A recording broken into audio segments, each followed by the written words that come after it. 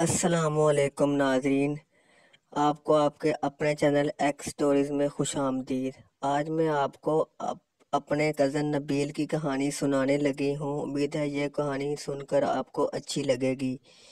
میرا نام نبیل اور میری عمر 19 سال ہے۔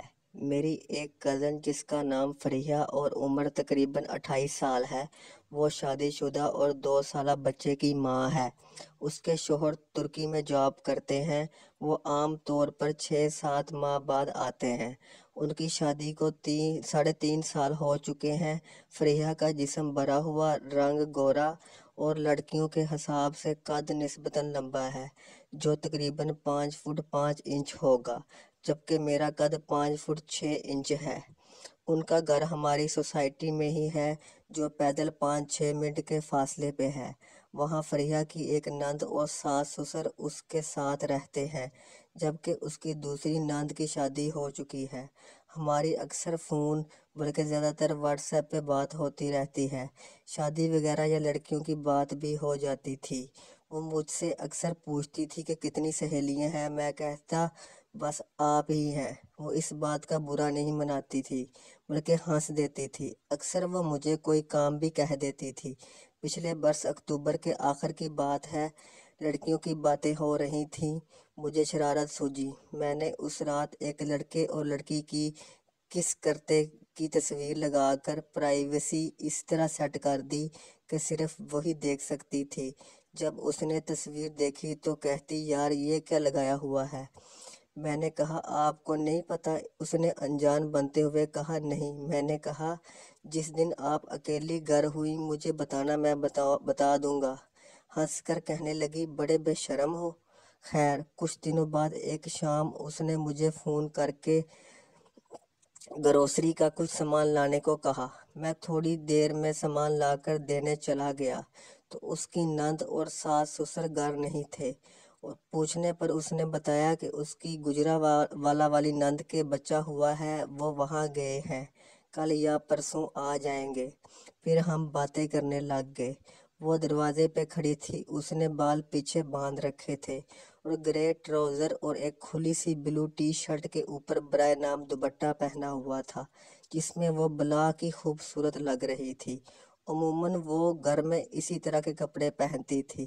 میں اس کے سامنے بیڈ پہ بیٹھا ہوا تھا اور اس کا 1 سالہ بیٹا میرے پیچھے بیڈ پہ سویا ہوا تھا۔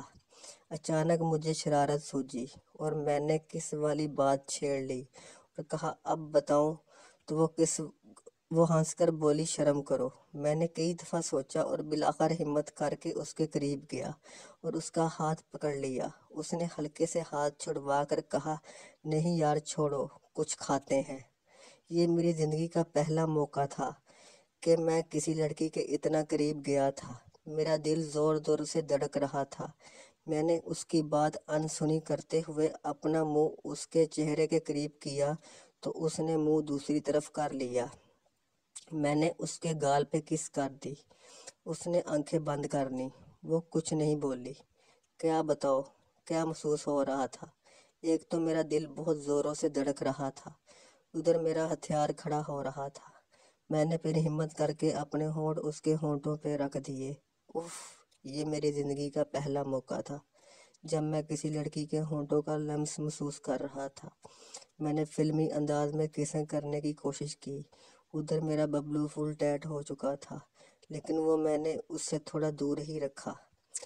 میں اپنے حساب سے جب چند سیکنڈ کس کر چکا تو وہ ہنسنے لگی اور بولی، ایسے نہیں کرتے۔ پھر اس نے مجھے پکڑ کر اپنے ساتھ لگا لیا اور دونوں ہاتھ میری گردن کے گرد لپیٹ کر کس کرنے لگی۔ اوئے، اب پہلے سے بھی زیادہ مزہ آ رہا تھا۔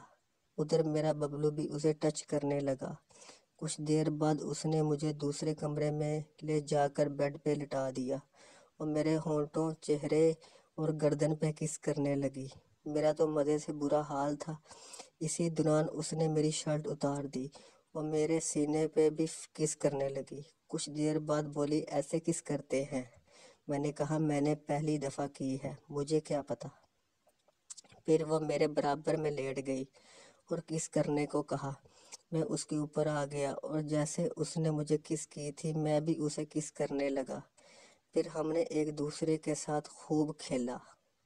اسی دوران کہتی یار تمہیں پہلے یہ خیال کیوں نہیں آیا؟ میں نے کہا آتا تھا مگر میری ہمت نہیں ہوتی تھی۔ کمرے میں آہاسی کی ہلکی ہلکی آوازیں گونج رہی تھی۔ ناظرین اپنے اس چینل کو سبسکرائب کر دیں اور ساتھ لگے بیل آئیکن کو پریس کر دیں تاکہ آپ کو نئی آنے والی ویڈیوز کا نوٹیفیکیشن